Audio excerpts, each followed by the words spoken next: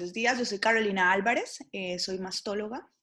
El día de hoy, pues en este tiempo de pandemia, es importante saber qué podemos hacer con las pacientes para poderlas ayudar. Entonces, nuestro tema es tamizaje, diagnóstico y tratamiento de cáncer de mama en tiempos de COVID. Entonces, a modo de introducción, hay dos métodos de detección. Precoz. Uno es el diagnóstico precoz, que sería el conocimiento de los primeros signos y síntomas en una población sintomática, o sea, la paciente que llega por sensación de masa, por secreción del pezón, por dolor mamario o por algún síntoma mamario.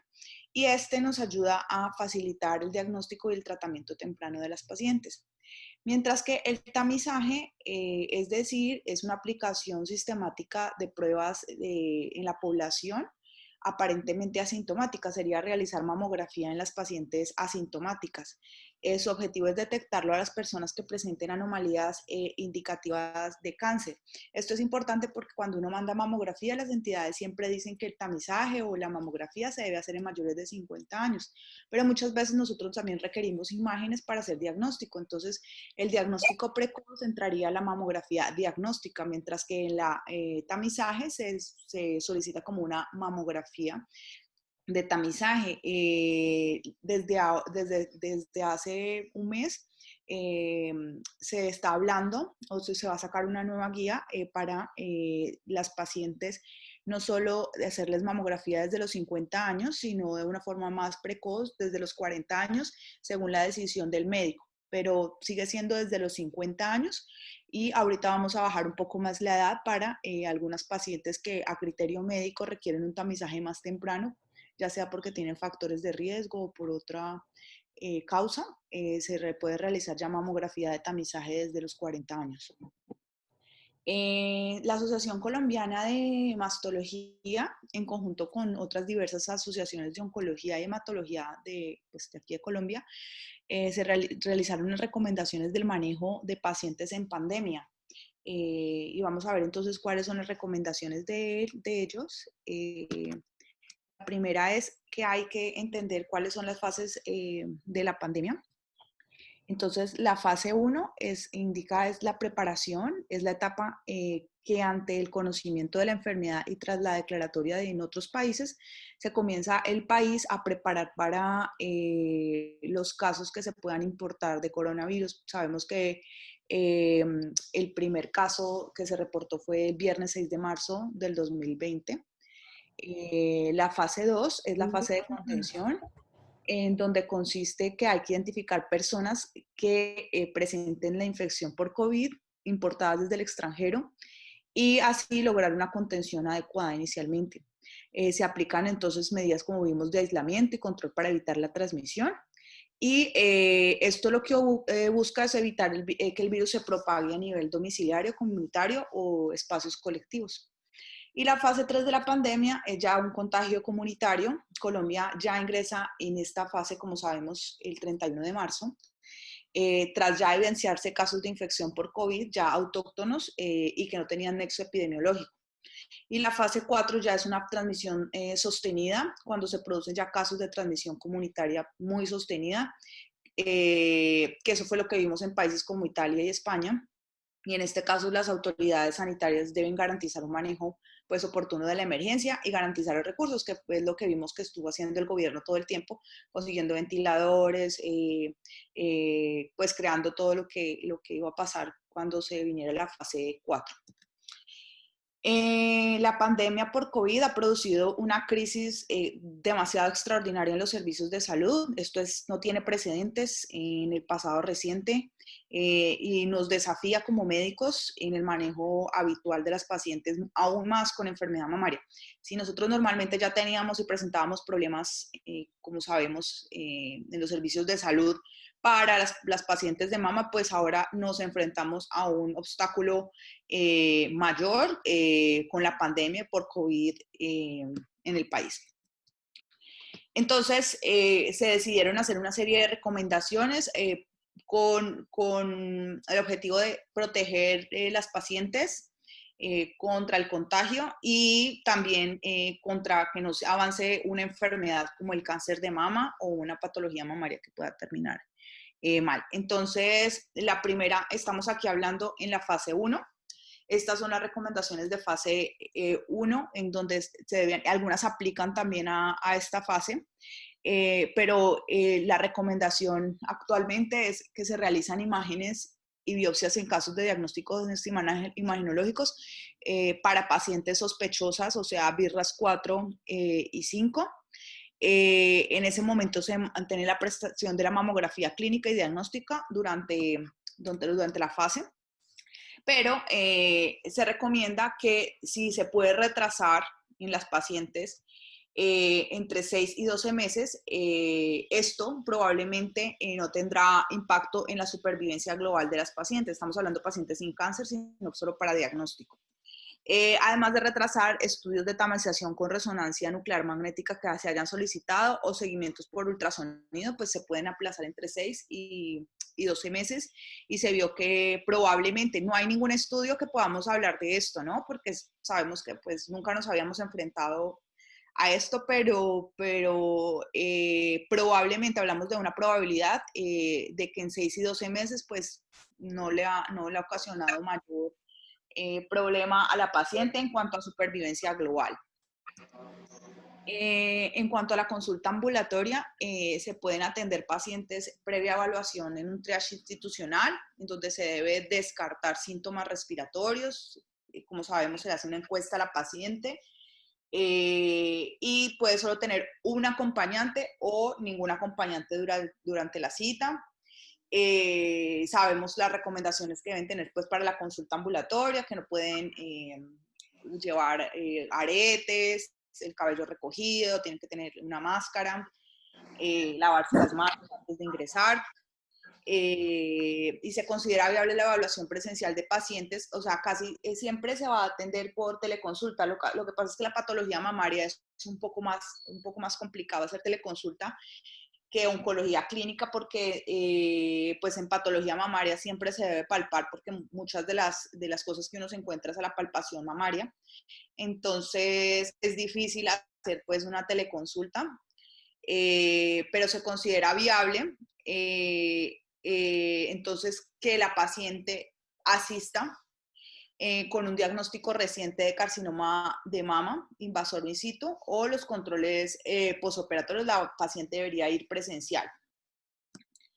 Se recomienda posponer la consulta hasta condiciones más seguras por la pandemia o realizar evaluación por telemedicina, como les había dicho, previo el consentimiento de las pacientes, pero sabemos que esto trae pues dificultad muchísima en las pacientes para el diagnóstico. Entonces, ¿en qué casos? En los casos de diagnóstico reciente de atipias, aquí ya podríamos decir que de pronto se puede hacer teleconsulta. Pacientes de alto riesgo heredofamiliar, pacientes conocidos en consulta en seguimiento y que ya hayan, pues que estén en seguimiento de cáncer, o pacientes sanas en visita, pacientes con alteraciones mamarias benignas que incluyen hiperplasia con atipia, y o sea que son seguimientos, mejor dicho, los controles se pueden hacer por teleconsulta, pero claramente pues los pacientes con diagnóstico de, como vimos acá, y controles postoperatorios pues se deben hacer de forma asistencial, de presencial, perdón. Y también hubo unas recomendaciones en cuanto a la cirugía, entonces siempre se limita a pacientes que tengan riesgo de alteración de la supervivencia si no se realizan los 3 meses.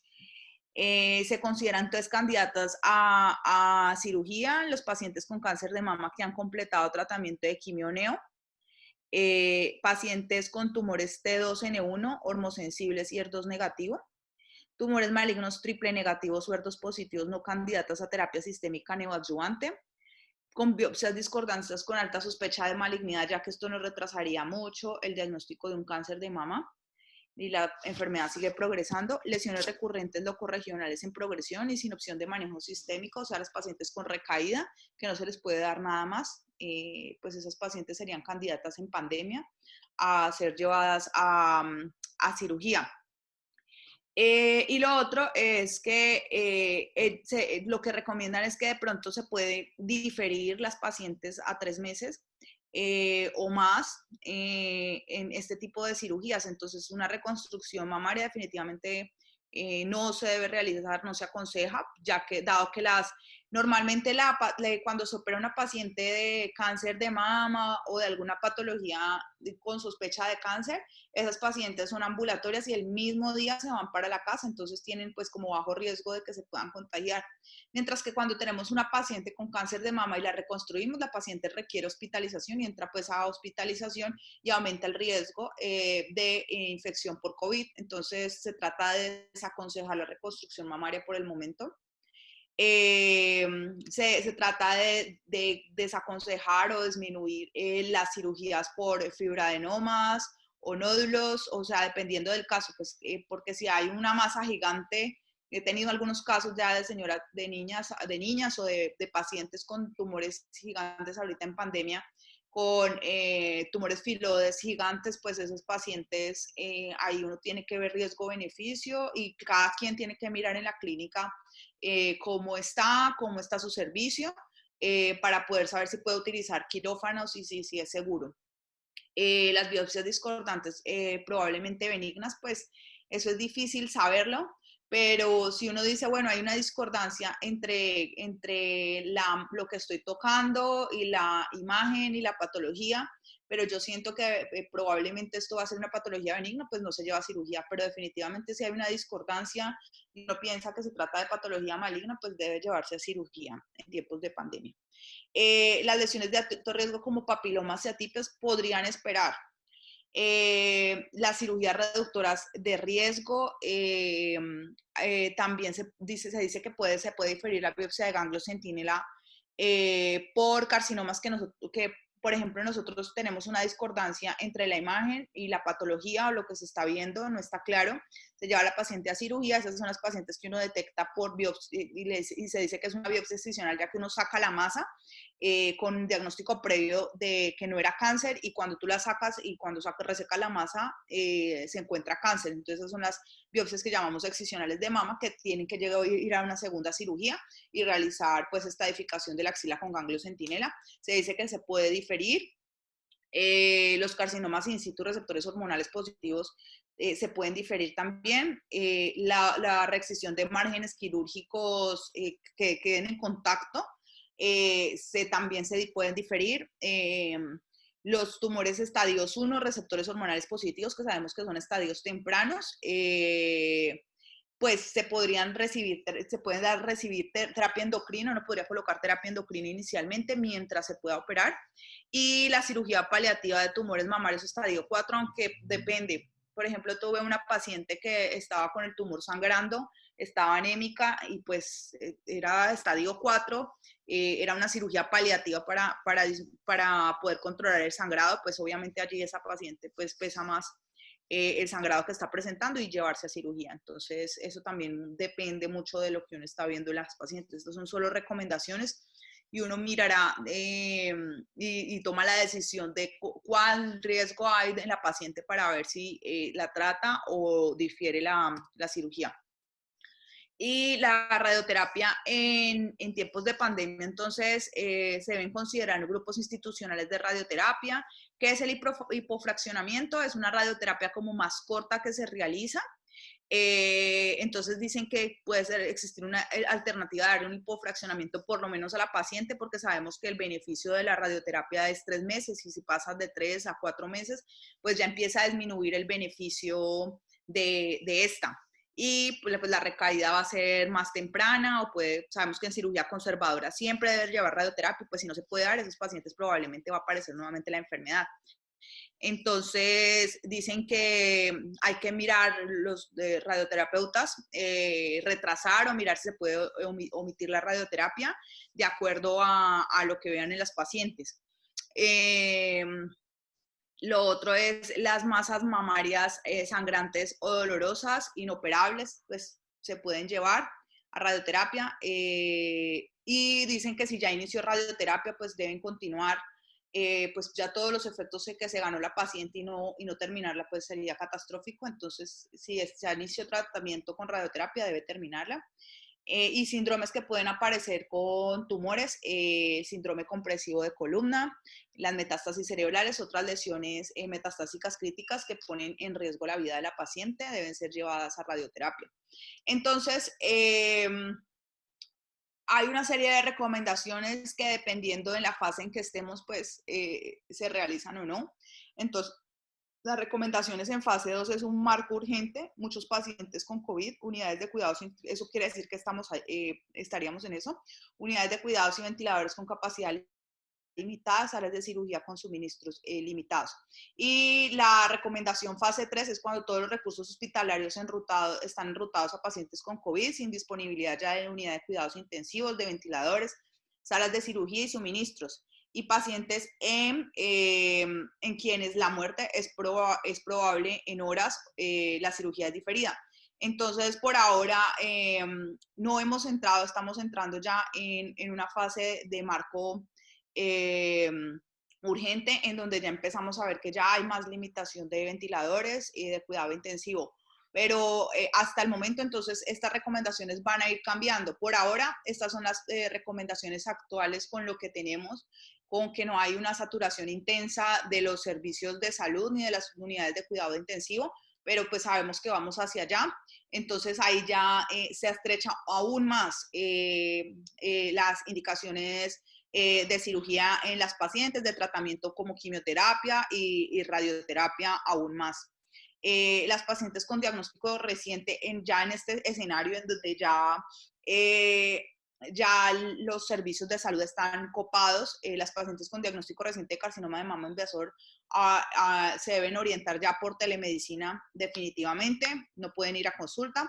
Se va a sugerir evaluar presencialmente solo a pacientes con declaración de síntomas relacionados con terapias recientes para el manejo, por ejemplo, que había estado en una quimioterapia, la paciente está sintomática, que implique como el estado normal de la paciente, o sea, que uno piense que la paciente puede estar comprometida.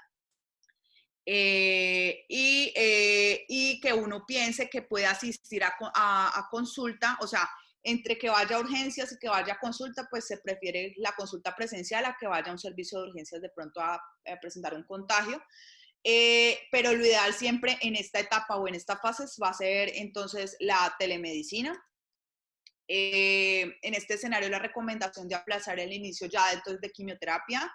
De ahí ya se mira con el oncólogo el riesgo-beneficio pues, de dar la quimioterapia y de que asista a la institución. Entonces dice que todos los medicamentos que damos por vena debemos pasarlos a vía oral definitiva para que la paciente no asista al centro de salud. Y se debe disponer de consulta por telemedicina para seguimiento de pacientes que estén recibiendo terapia sistémica oncológica.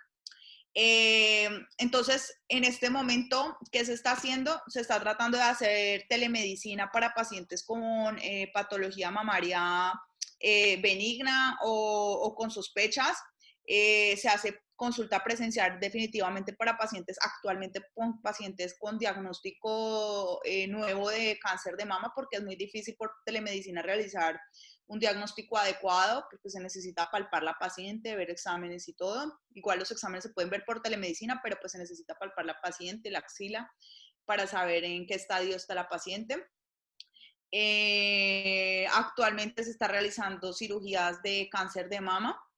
Y a medida que vamos avanzando pues en la pandemia y en esto que ya se va a volver insostenible en algún momento, en ese momento ya empezamos a disminuir aún más pues las indicaciones quirúrgicas de las pacientes. Por ahora se están haciendo diagnósticos imagenológicos y biopsias en las pacientes.